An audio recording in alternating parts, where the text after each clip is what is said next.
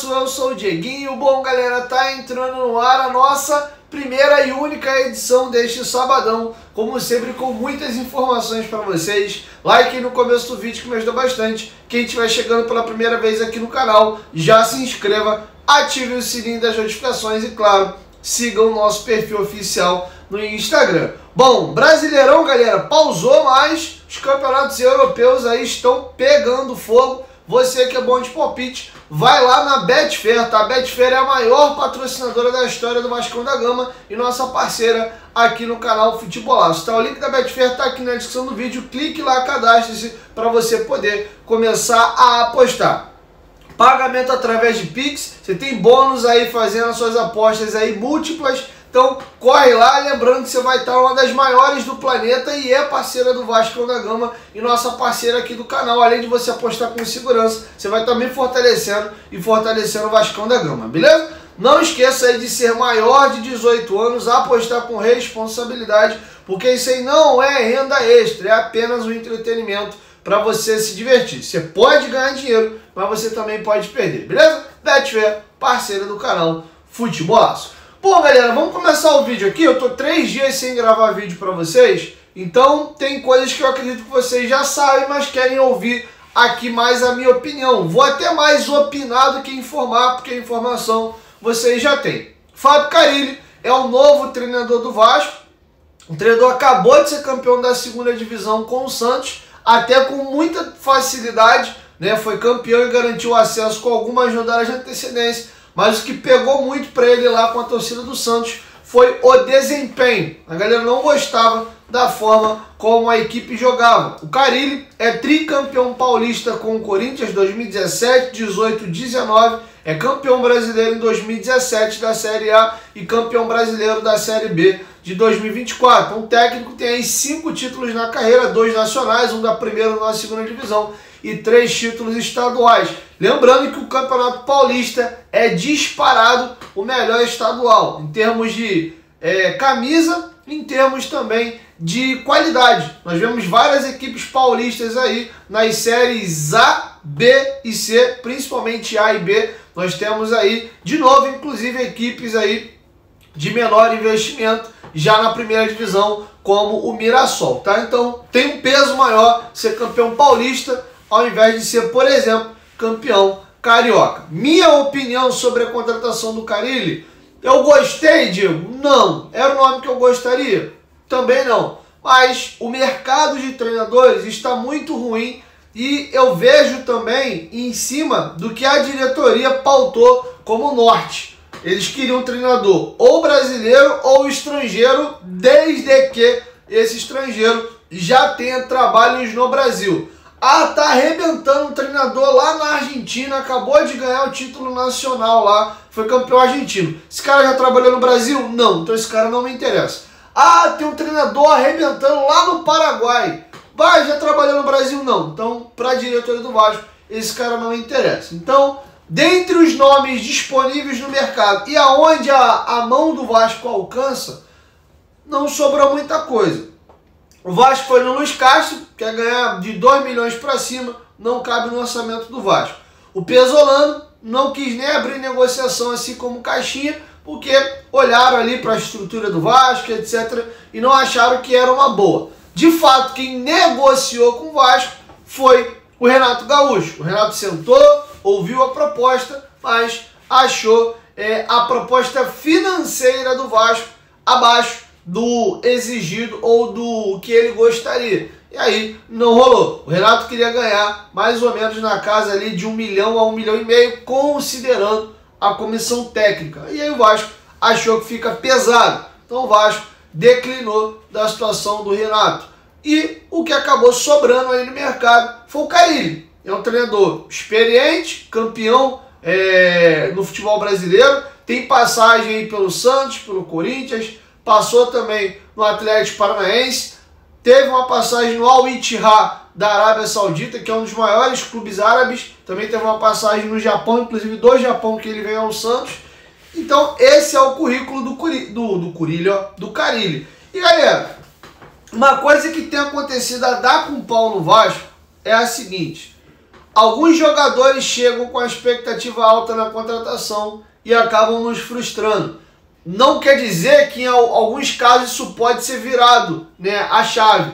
Por exemplo, Coutinho, foi frustrante esses primeiros 6 meses do Coutinho. O que não quer dizer que em 2025, com uma pré-temporada, já vindo com 6 meses de futebol brasileiro nas costas, que ele não possa se enquadrar novamente fisicamente e ter um grande 2025. Mas esses primeiros 6 meses, dentro desse contexto, vindo da Arábia Saudita, teve problema de contusão nas últimas temporadas, foi sim frustrante. Payet, idem, esse aí já tem 1 ano e meio, já não tem mais a desculpa da pré-temporada, entregou, ajudou o Vasco em vários momentos nessa temporada, mas muito longe do que aquilo que a gente imaginava dele. O próprio Pedro Raul, que chegou aqui vice-artilheiro do Campeonato Brasileiro, Luiz Fabiano, que foi contratado em 2017, jamais em final de carreira, mas teve muito problema físico e quase não conseguiu jogar no Vasco. Inclusive o André Rios era o jogador que mais jogava naquele período. Vou pegar um exemplo do atual elenco. O Jair foi o grande reforço do Vasco da primeira janela, do primeiro semestre ali, até viu o Payet. Estou falando em termos de nome, tá? Na segunda janela. O Jair, no primeiro ano, ele acabou reserva e não teve essa questão de contusão. Ele ficou no banco por meio de campo que tinha Praxedes, Paulinho e Zé Gabriel. Ele acabou o ano reserva e foi reserva boa parte do ano, foi expulso em alguns jogos, etc. Não conseguiu se firmar. 2024, parecia que ele ia virar a chave, mas teve uma lesão grave aí, quase não jogou. E vamos ver o que acontece em 26. Mas até aqui, esses 2 anos de Jair também é frustrante. Ele tem aí o 3º maior salário do elenco do Vasco. Em 23 ele, claudicou e acabou o ano reserva. E nesse ano de 24, aí não por culpa dele, teve uma lesão grave. Já nós temos um outro exemplo de quando às vezes algumas peças chegam muito marretadas, desacreditadas ou desconhecidas e a coisa caminha. Vou pegar aqui o David, que foi uma gratíssima surpresa nessa temporada e eu não gostei nem um pouco da contratação dele, mas a gente à época, vamos ver, veio para compor elenco, foi a justificativa que foi dada para a contratação do David. O Vasco fez um anúncio do David meio até que com vergonha, botou só assim, o David é o novo reforço do Vasco, sem foto, sem vídeo de apresentação, sem nada. Achei até muito antiético da parte do Vasco, mas foi dessa forma que o Vasco anunciou o David, que foi o 3º jogador com mais participações em gols do Vasco na temporada e o nosso vice-artilheiro na temporada 2024. Matheus Carvalho, o que o Vasco apanhou, o que esse garoto apanhou quando foi anunciado aqui com o nome de Matheus Cocão, vindo da 3ª divisão do Brasileiro no Náutico, com pouquíssimos jogos e muitas das vezes reserva no próprio Náutico. E aqui hoje o Cocão tá jogando muita bola, é um titular incontestável e tá com proposta para deixar o Vasco aí para a MLS. Então dei 2 exemplos de jogadores do atual elenco que chegaram aqui chutados e hoje são aí referências e peças fundamentais do nosso elenco. E aqui eu vou falar de anônimos, jogadores que não chegaram criticadíssimos, mas também com expectativa zero. Pablo Verratti, com 35 anos de idade, só tinha jogado em clube pequeno e na maior parte da carreira na 2ª divisão da Argentina. Paulinho Paulo, que ainda vem com um nome meio engraçado, né? Paulinho Paulo, quem é Paulinho Paulo? Vindo da Arábia e nunca jogou aqui no Brasil. Nós temos aqui também, criticadíssimo, o Piton. Porra, esse aí não sabe marcar, né? Até vai bem na frente, mas atrás é uma tragédia. Piton virou peça fundamental, entrou inclusive aí 2 temporadas consecutivas como lateral esquerdo que mais cruza, tem mais cruzamento certo. Ano passado entrou na lista dos 5 laterais com mais cruzamento certo do mundo. Léo Jardim chegou aqui sem ninguém conhecer também. Então é muito relativo essa questão de a torcida odiou a contratação do Carille e a torcida adorou a contratação do Tietê, por exemplo, que eu vou falar daqui a pouco. A gente tem vivido um pouco o lado contrário da nossa expectativa. Me diz qual foi o jogador que a gente tinha muita convicção e ficou muito feliz quando foi contratado e de fato entregou. Foram poucos. E quais foram aí que a gente, não acreditava nada e o cara realmente foi uma completa tragédia. Vou dar um outro exemplo. Esse ano realmente caiu muito. Mas o Maicon chegou aqui chutado do Santos, uma porcaria, horroroso, não sei o que, reserva no Santos. E o Maicon foi titular absoluto do Vasco ano passado e peça fundamental para o Vasco ter ficado na Série A. Ele acertou a zaga do Vasco ao lado do Mendel. Mais um cara que veio do Santos chutar e aqui jogou. Então eu vou ter muita calma nessa hora para entrar nessa pilha da galera aí de gostou ou não gostou. De novo, eu não era meu nome ideal, é um treinador mais defensivo, utiliza pouco a base, dificilmente alterna esquema tático, ele joga muito no 4-2-3-1 e fica engessado daquilo ali, trocando só peça por peça. Não é o nome que eu gostaria, mas longe também de achar uma porcaria, horroroso, meu Deus. Tem uma galera falando que parece que o Vasco está experimentando um técnico do Bangu, do Olaria, do Bom Sucesso, né, do São Cristóvão. Pô, galera, não é por aí também não. Se você for pegar em termos de currículo, carreira e título, o Carille é um dos melhores currículos de treinador que o Vasco teve nos últimos anos. A gente pode botar aí o Vanderlei Luxemburgo, já em final de carreira, mas pô, uma baita carreira. O Ramon Dias, né, e essa carreira muito consolidada na Argentina, aqui no Brasil. Ele veio no Botafogo e nem conseguiu treinar o time, estava tratando uma doença grave, se eu não me engano, vou nem falar o nome da palavra aqui, porque o YouTube às vezes pode não entender muito bem. Quem acabou dando os treinos foi Emiliano Dias, e só tomou cacete que o Botafogo foi rebaixado em 2020, com a passagem de Emiliano comandando a equipe, né, após o anúncio do Ramon Dias e o afastamento dele por uma doença. Então assim, talvez o Carille entre no top 3 treinadores com mais currículo, com mais nome, bagagem e título na carreira, né, do Vasco nos últimos anos. Então não vejo como essa coisa, meu Deus do céu, não. Um ponto positivo é que ele sabe consolidar sistemas defensivos. O Vasco vem de uma temporada aí que a defesa foi uma mãe. E do meio pra frente, cara, o Vasco tem muitos jogadores bons. Se o Vasco minimamente conseguir ser um time sólido e acertar a casinha, do meio pra frente, Jair, Paulinho, Tietê, Coutinho, Payet, Estrela, Adson, Verrete. Se o Vasco conseguir fechar o Coelho aí, olha quantos jogadores de bom nível a gente tem do meio pra frente. Um time que toma pouquíssimos gols e depender de alguns desses jogadores para os gols saírem na frente, acho que o Vasco pode sim lograr êxito e ser um time que não vai dar espetáculo, mas um timezinho competitivo que vai aí fazer as suas goleadas de 1 a 0. O próprio Mano Menezes salvou o Fluminense e fez campanha aí de G6 no retorno, ganhando de 1 a 0, 1 a 0, 1 a 0, 1 a 0, 1 a 0, 1 a 1, 0 a 0, 2 a 1. O Fluminense não goleava ninguém, não era goleado por ninguém. Não dava espetáculo, mas era um time consistente e competitivo. E o Santos não tinha um super time, tinha um time ok. O Santos vinha aí lutando contra rebaixamento no Paulista nos últimos anos. Ele levou o Santos à final do Paulista depois de muitos anos. Ele venceu o Palmeiras no jogo de ida, acabou perdendo o título porque o Palmeiras conseguiu reverter na volta e foi campeão da Série B com o pé nas costas. A gente passou na Série B 5 vezes, foi campeão uma única vez, e uma temporada a gente não subiu, e nas outras 3 que nós voltamos à primeira divisão, foi sempre ali em terceiro lugar, correndo o risco de não subir na última rodada. Então, mesmo que a torcida do Santos tenha pego no pé e achado o futebol pobre, a gente sabe que ser campeão da Série B não é pouca coisa não, é difícil.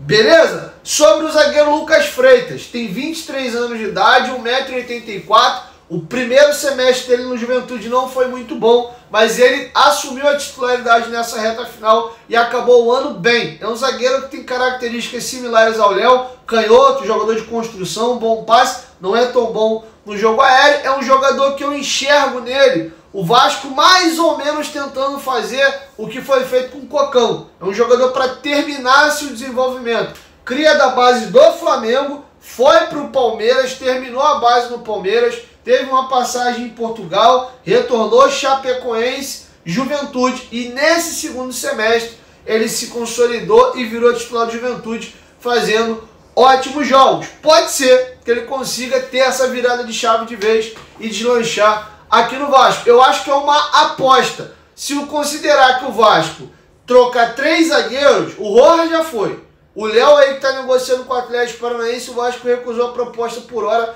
mas deve pintar alguma negociação pelo Léo. E o Maicon saindo também, o Lucas Freitas pode vir para uma composição aqui, um giro de elenco. Você trazendo um outro jogador mais experimentado, com cacife mesmo, esse é o titular absoluto para jogar ao lado do João Vitor, não vejo problema. Aí você tem o Luiz Gustavo para entrar nessa rotação e brigar para ser esse reserva imediato com o Lucas Freitas.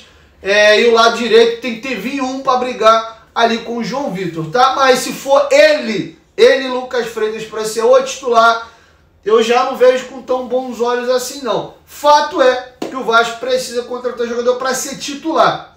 Apesar que na zaga a gente precisa de titular e de composição de banco também, tá? Vamos aguardar, tô na expectativa do eventual titular. E o Tietê, que eu vou confessar para vocês que eu tô meio até agora sem acreditar como é que o Tietê veio parar no Vasco. Um jogador que ainda tem uma idade boa, ele tem 32 anos de idade, e aí eu vou pegar como exemplo o Coutinho, que também tem 32, mas são jogadores que fisicamente têm um abismo de um pro outro. O Tietê joga aqui fisicamente, velocidade, intensidade. O Tietê vem ao longo de 3 anos no Botafogo, fez mais de 150 jogos. Ele é um cara que todo ano entrega 50, teve temporada que ele fez 61 jogos com a camisa do Botafogo, titular sempre em 22 e 23, e já em 24 ele oscilou. Começa como titular e vira banco mais do meio para o final, mas aquela peça que entra todo jogo. Ou ele começa ou ele entra no transcorrer das partidas. Foi titular do Botafogo mais de 30 jogos na temporada, mais da metade da temporada ele foi titular com a camisa do Botafogo. E é um jogadoraço, joga de primeiro volante, joga de segundo, joga de, se você fizer aquele tripé de meio campistas com um primeiro e 2 mais à frente, volante meia, ele joga em todo, se precisar até de lateral direito, ele vai. Então é um jogador polivalente, muito físico, técnico, adorei. Se o Carille quiser e houver também uma dedicação maior dos três, dá até para encaixar uma trinca ali com Tietê, Paulinho, porque esses dois são muito físicos e são caras combativos também. Mas o Jair vai ser um time que vai privilegiar mais a bola, vai precisar de pontas que defendam muito para ajudar e não sobrecarregar tanto o time defensivamente. Mas dá para acontecer. Eu não acho que isso vai rolar, tá? Eu acho que o cara ele deve fixar um primeiro volante ali, pode ser o Hugo Moura ou o Matheus Carvalho, e aí a gente vai ter, ou acho que o Paulinho, se tiver com o joelho zerado, esse aí é incontestável, e eu acho que vai rolar uma briga ali entre Jair e Tietê. Quem ganha com isso é o Vasco. Pô, olha que maneiro. Começa o jogo, Hugo Moura, Tietê e Paulinho. Pô, vai precisar mexer no segundo tempo. Sai o Hugo Moura, entra o Cocão, sai o Tietê, entra o Jair. Você mantém o nível, cara. É isso que o Vasco precisa. A gente tem lesão, a gente tem suspensão, o jogador às vezes oscila, não tá no momento tão bom. Às vezes naquele jogo específico o cara não tá bem, você precisa mexer. Eu acho que o Vasco vai ficando com um dos melhores meio-campos aí do futebol brasileiro, sem exagero. Porque para 10 você tem 3 jogadores de ótimo nível, Paê, Coutinho e Estrela.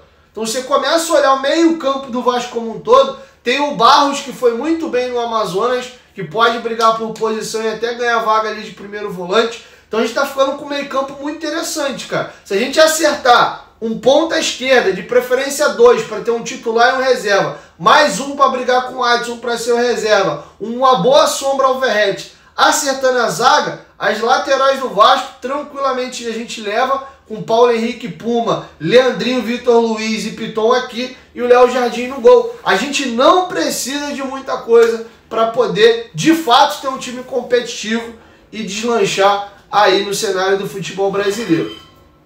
Beleza? Vamos lembrar também o perfil de jogador que o Vasco pode contratar. Jogadores com salários não tão altos, de preferência livre no mercado, que o Vasco não precise comprar. Então acho que o mercado do Vasco é difícil, mas até aqui acho que a movimentação tem sido feita de maneira interessante, tá? Então é isso. Para finalizar, vou trazer para vocês algumas novidades. Ainda tentativa de contratação no mercado e 3 renovações sacramentadas, tá? Só antes, para tudo, meu parceiro, presta atenção aqui. O Natal é dia 25, hoje é dia 21, ainda dá tempo, mas no ruim, pode ficar presente de Réveillon. Vai na Golcase, use o nosso cupom GOVASCO, lançamento, tá esgotando, tá? O nosso novo copo térmico, 1 litro 120, você pode usar o canudinho dele aqui ou tirar a tampa também e usar ele sem a tampa, tá? Dá uma olhadinha lá, com a tampa e gelo, 48 horas a bebida fica gelada aqui dentro.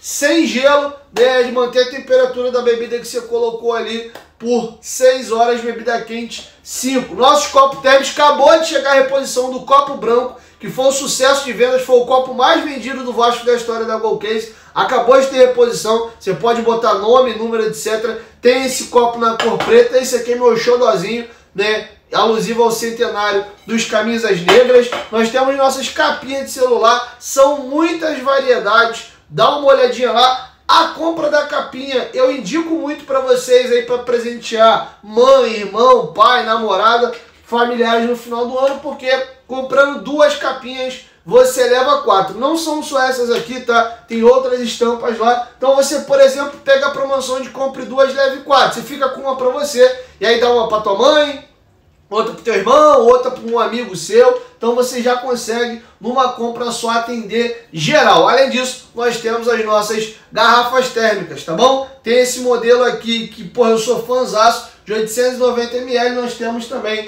o de 500 ml, beleza? Isso aqui na estampa branca é o que eu mais uso aqui no meu dia a dia. Tem uma iconografia gigante do Vascão da Gama. Então corre lá na Goalcase e usa o cupom GOVASCO, beleza? Goalcase, parceira do canal Futebolaço. Você pode apontar o telefone no seu QR Code que tá aí, ou vir aqui na descrição. Para finalizar, o Vasco acertou a renovação de 3 jogadores. Vitor Luiz encaminhou a renovação por mais 2 temporadas. Achei uma ótima do Vasco. O Vasco deve negociar algum ou até 2 laterais aí nessa temporada. O Piton dificilmente passa dessa janela de meio do ano, principalmente se ele for bem nesse primeiro semestre. A idade dele tá passando, ele vai para 24 anos no ano que vem, e aí ele quer muito ir para a Europa, e quanto mais velho, o mercado europeu vai fechando. Então é um jogador com grande chance de ser vendido na janela do meio do ano, até nessa janela agora, mas eu acho que deve ser para a principal janela no meio da temporada. Leandrinho também foi convocado para a seleção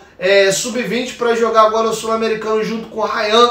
Então é outro jogador que também pode pintar proposta a qualquer momento. O Riquelme retornou de empréstimo. A informação que eu tinha é que o Riquelme tem contrato com o Vasco até 25, mas tive com um jogador no sábado da semana passada, no jogo festivo do Thales Magno e do goleiro Hugo Souza, e ele me informou que tem mais 2 anos de contrato. Não sei se o Vasco vai tentar reemprestar o Riquelme ou se ainda vai tentar recuperar o atleta. O Riquelme não tem mais o problema da lesão, o joelho dele está zerado, ele começou o ano no esporte como titular e acabou indo para o banco, jogou pouco, fez 13 jogos só no transcorrer aí de 2024, e é um jogador de, se eu até pegar a idade certinha, o Riquelme hoje ele tem 22 anos, completa 23 anos na temporada 2024, beleza? Então essa aí é a situação dos jogadores que renovaram o contrato. Maxwell Alegria, jogador que veio emprestado ao Nova Iguaçu, estendeu o seu contrato até junho de 2025, assim também como o goleiro Pablo. O goleiro Pablo tem 22 anos de idade, completa 23 anos agora em 2025, ele tinha contrato até dezembro de 24 e teve o contrato dele renovado. Então reserva imediato aí do Léo Jardim vai ser o Pablo. O Kehler foi devolvido ao Internacional. Então Vitor Luiz, Maxwell Alegria e o Pablo, esses 3 jogadores renovaram aí seus contratos, beleza? E o Ryan tem uma negociação caminhando com a Fiorentina da Itália. A Fiorentina deve estar fazendo uma proposta para o Vasco aí na casa de mais ou menos 90 milhões de reais. E essa proposta oficializando, grandes são as chances do Vasco vender o jogador para o clube italiano. O Vasco deve manter um percentual dos direitos econômicos do atleta.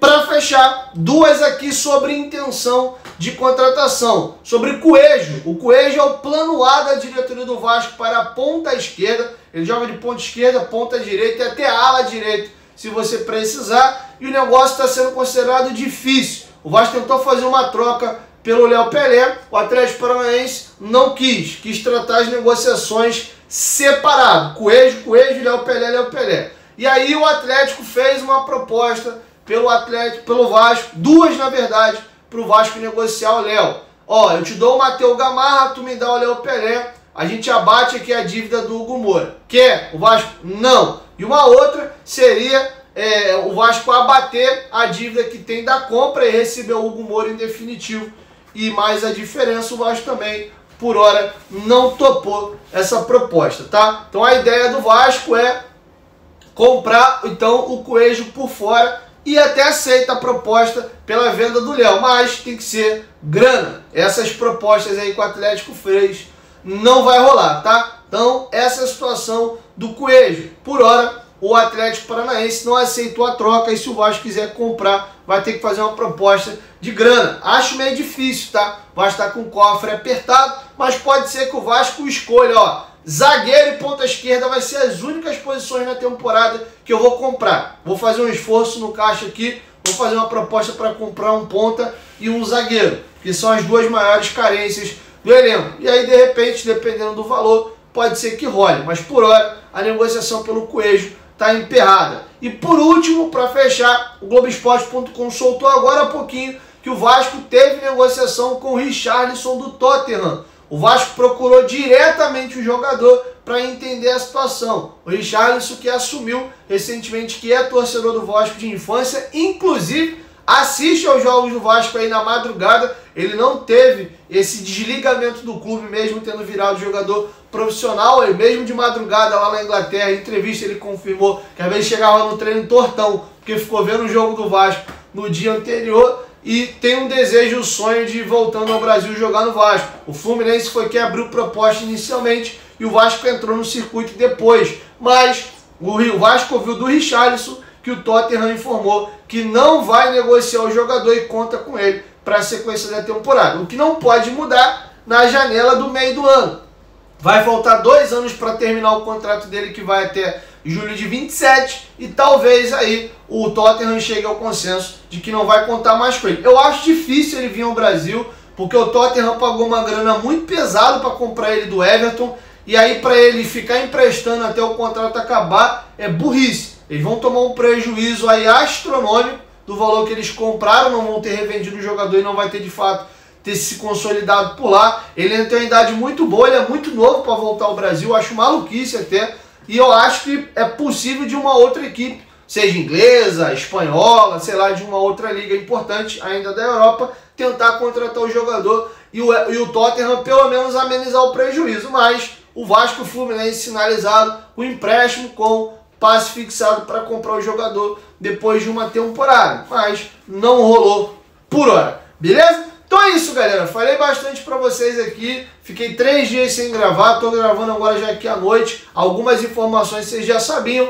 mas a diferença aqui que vocês estão ouvindo, a minha opinião e o que eu acho. Vou falar para vocês um negócio que tá me incomodando demais, andei até esquentando um pouquinho minha cabeça nos últimos dias com a própria galera do nosso grupo de WhatsApp, dos membros do canal.